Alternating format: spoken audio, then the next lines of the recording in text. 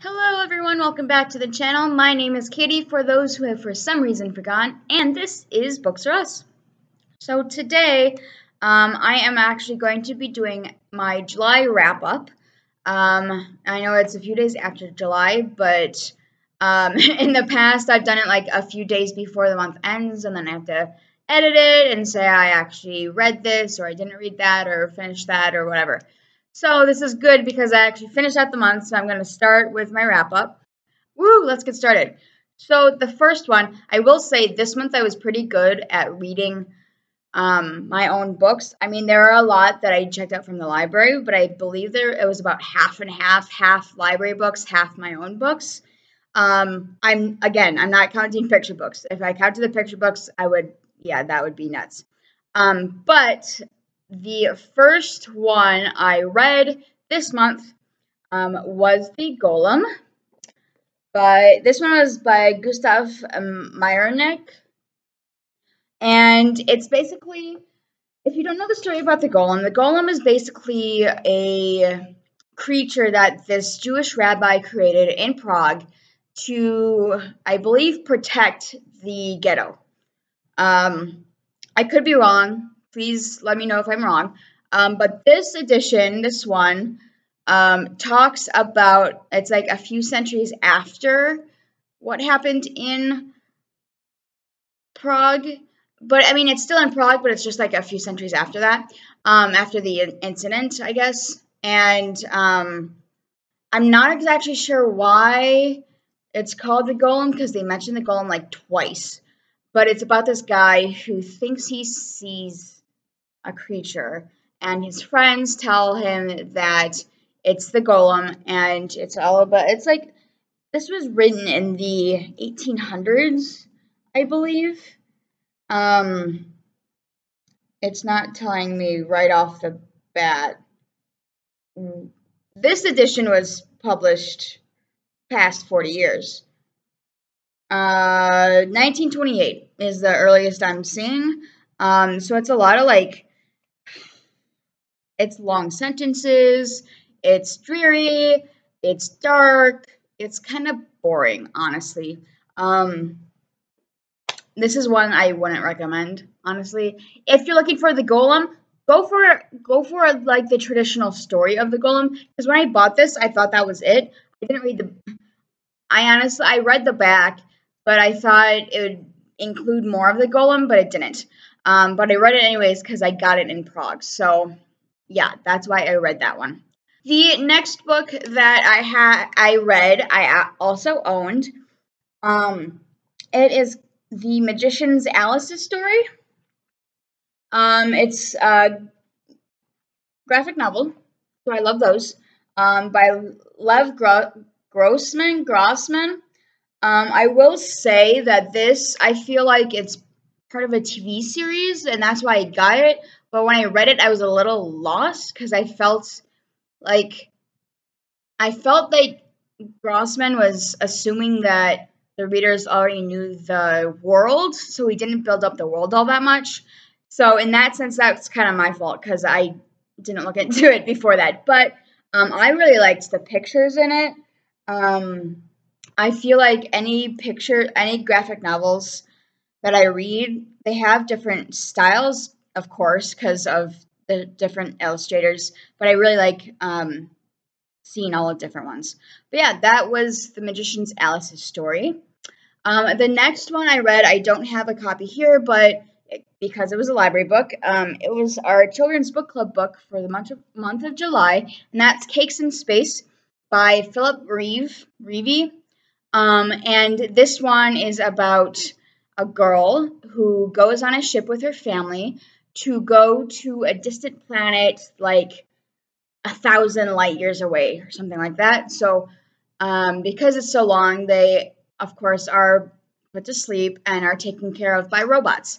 And the main character, whose name is escaping me right now, she wakes up after 100 years and finds out that the food machine she gave instructions to, is still churning out the instructions, because she said make an ultimate cake. And so the machine has been trying to make ultimate cakes for the past 100 years, which then goes into kind of impeding the other machines that are trying to keep everyone alive. So it's really, I thought it was good because it was really funny, and you have aliens who collect spoons, and it was great. I thought it was great. The next one on the list was one that I read with a friend, and that is The Forgotten Book by Mathilde Glazer. I read her other book called The Book Jumpers, and so I picked this up, I think, last year. And it's really interesting because it's about a girl who goes to a boarding school, and her dad's kind of like the principal figure in that boarding school. It's like an international school in like Germany or something.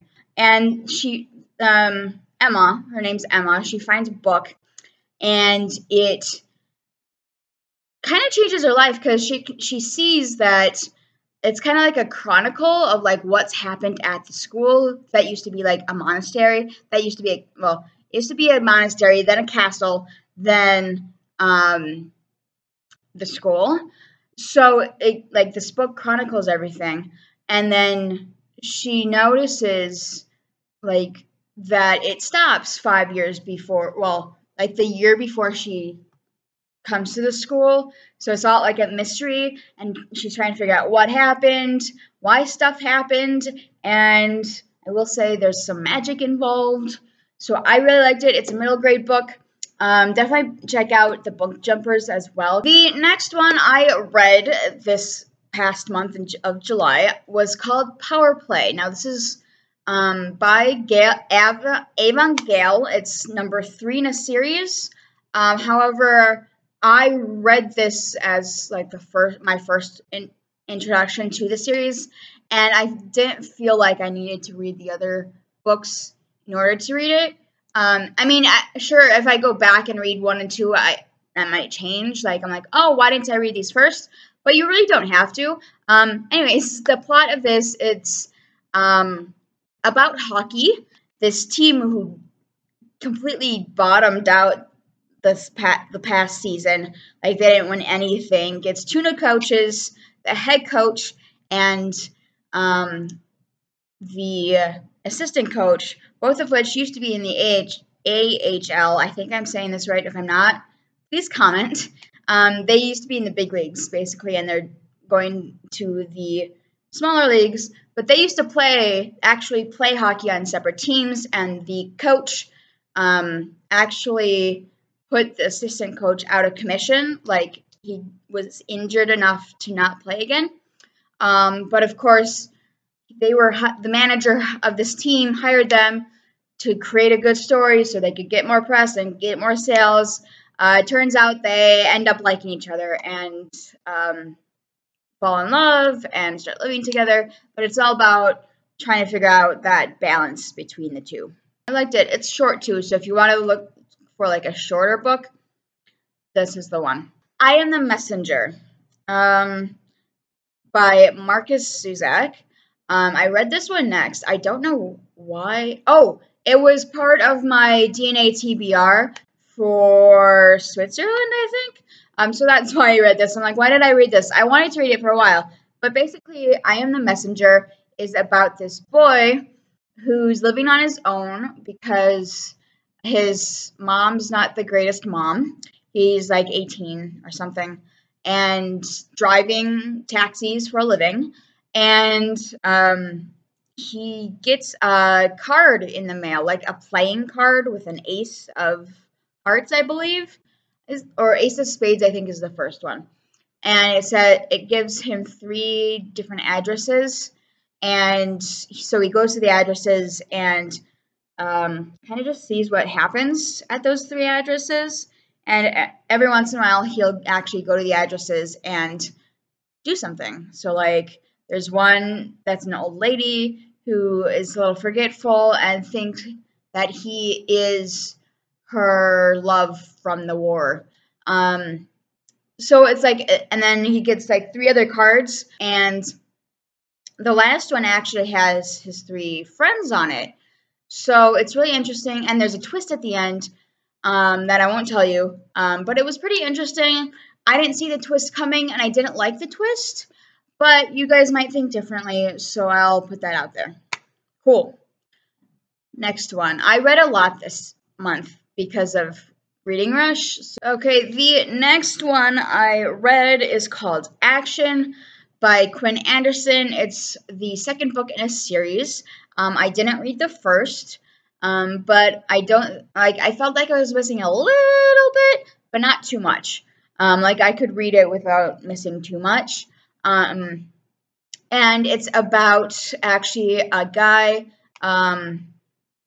who is in college, who still lives with his mom to save some money, but he is a porn star, and so he's a gay porn star, and so it's all about he's basically told by his boss that he needs to shape up and do well on this next project, otherwise he's going to get fired because he works for I guess a company, you could call it. And so he tries to do well on this project. Turns out that his his co-star, is really, really hot and reminds the main character of his ex. And so it's kind of getting over that, but also falling for this new guy who is also his co-star, which is kind of frowned upon. And kind of like the dynamics of that. I thought that one was really good. It was really well written, I thought. But again, everyone has their own different tastes of books. The next one I read this month, which is called Cherry Bomb by Samantha Kane. Again, this is book 2 in a series, and like I've said for a few of these now, I didn't read the first one, but I wish I did. The other ones I was like, oh, I didn't need to, but this one I felt I needed to read the first one before reading this one. And so I kind of gave it 3 stars because of that, because, well, that was kind of on me because I didn't know it was the second one until I looked, and by that time I was like halfway through the book, and so I just finished it. Anyways, this story is about a successful CEO whose friend had moved to Mississippi, I think, or like a really rural town in the Mississippi area. And so this successful CEO goes and checks on him. And at that time, his car broke down, and he meets someone who gives him a lift, and they fall for each other. Turns out the guy who gave him the lift was the minister, and so they try to reconcile everything. Again, it was a good story. I just really wish I had read the first one. The next one I read was Empty Net. This is book 4 in the Scoring Chances series by Avon Gale. The other one, if you remember, was book 3 called Power Play. So this one's Empty Net, and it's actually about one of the characters on the team that the coach and assistant coach, who is gay, and his rival from the previous book has been traded to their team. Wow, sorry, I just bumped the camera. I apologize. But he was just traded to their team again. I think just because the manager likes the reviews and wants to get press. But ends up they get together. It talks about a lot of different things because the guy who got traded, he didn't have the greatest father, and because of that, he actually has an eating disorder. So just a heads up with that. A really good book. Again, this one was one that if I hadn't read the other one, I might be lost in a few places, but it was still a really good book. Okay, so now we're getting into reading rush stuff. So I won't talk about these all that much because I talked about them a lot in my last video. So I'll just kind of go over them quickly. I read A Man Called Uwe by Frederick Bachman about an old man who is a little grumpy, and the young family who moves next door kind of changes his life, which was also on my DNA TBR. I read The Timekeeper about the young mechanic who falls in love with a clock spirit, even though he is not supposed to, because that's how a town got stuck, and his father is in that town. The next one I had read was The Song of Achilles by Madeline Miller, about Patroclus, told from Patroclus's point of view, and his relationship with Achilles and the Trojan War.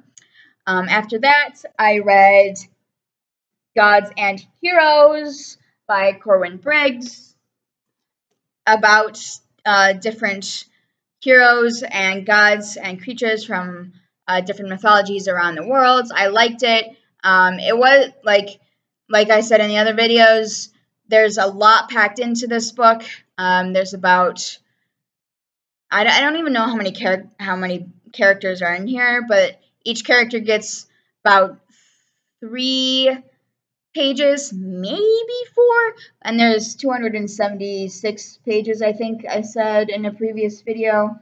Yeah, 276-ish pages, and so you can see how that's a lot of different characters. The next one I read was Labyrinth Lost by Zoraida Cordova, about what's her name? Alex, who is a witch in Brooklyn, and how her death day celebration kind of goes awry, how she strives to fix it.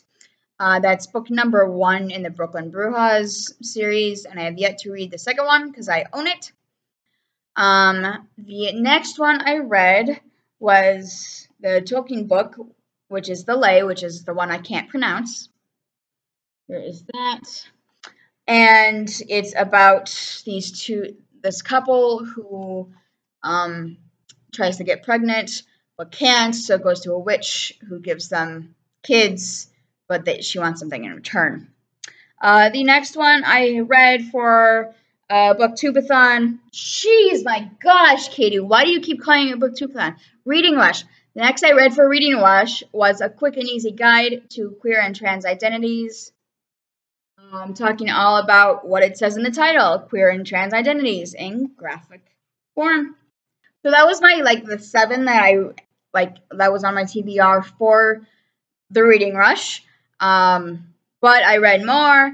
Again, I talked about this in my previous videos. I read Scooby Apocalypse Volume 5, and basically this one continues the story about them surviving in the apocalypse.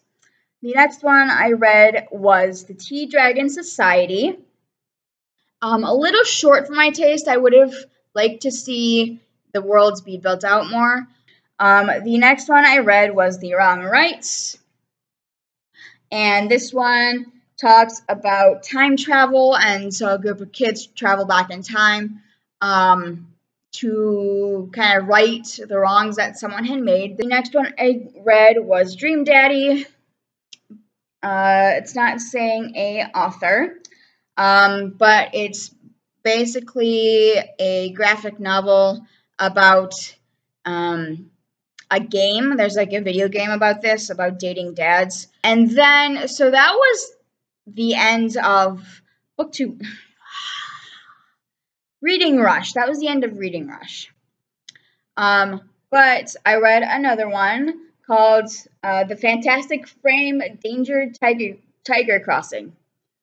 So this is a children's book. It's the first in a series, and basically there's this frame, this golden frame here, that is a portal, basically, and whoever is in that area at a certain time gets sucked into the painting that's in it. So you can switch around the paintings. But this guy here, his name's Tiger, and he and a friend, he just moved into the neighborhood, but he and the neighbor get sucked into this painting, and they have an adventure and get back. That's kind of it for that one. It's a children's book. Definitely a good read. quick read, I should say. I don't know if I'll read the next one, the rest of the series, though, honestly. I also read The Thief and the Sword, which is Cleopatra in Space #2 by Mike Myhack. Mike Myhack, I think his last name is pronounced. But it's basically Cleopatra that you know and somewhat love from ancient Egypt. She was brought by magic basically to the future, and this is book 2, so it's continuing her story from book 1 of kind of dealing with moving to another, basically time and space, and dealing with threats, because there's threats against her because other people know she's there, and there's a whole prophecy thing. And yeah, it's interesting. I liked it. It's a graphic novel for kids. Okay, so the Cleopatra in Space book 2 was the last one I read. That was a lot of books. I usually don't read that many books in 1 month, but because of the reading rush, I did read more. I think stuff like that is helpful because then you can get through, like, you don't have to like read the unofficial challenge with 7 books. You don't have to read those 7 books. However, it's like a self-honor thing. Like, if you get through those 7 books, yes, you checked 7 books off your list. So that really helped, and I really liked it because it did force me to read some books that I had been meaning to read for like ages, or like a year. Some of these were like a year. I had gotten them within the past year, but it was really nice to get those off my list. But yeah, that is all I have for you guys today. If you have any questions about what I read, please comment it in the comments below or look at my Goodreads. I also put all of them there. But I will see you guys later. Bye.